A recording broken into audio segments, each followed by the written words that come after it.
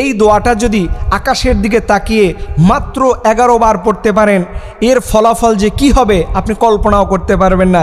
এর কারণ হচ্ছে, কেউ যদি আপনাকে কষ্ট দেয় তাহলে ঠিক এই সময় তার বিরুদ্ধে কারো কাছে প্রতিবাদ করতে যায়েন না, কারো কাছে বিচার দিতে যায়েন না। আপনি সোজা আকাশের দিকে তাকিয়ে এই দোয়াটা মাত্র 11 বার পড়ুন, দেখবেন আল্লাহ রাব্বুল আলামিন ওই জালিমকে আপনার পা ধরে মাপ চাইতে বাধ্য করবে। এই আয়াতটা আপনি পড়তে থাকবেন আর আকাশের দিকে আঙুল উঁচু করে বলবেন, ইন্নামা আশকু বাসি ওয়া হুজনি ইলাল্লাহ।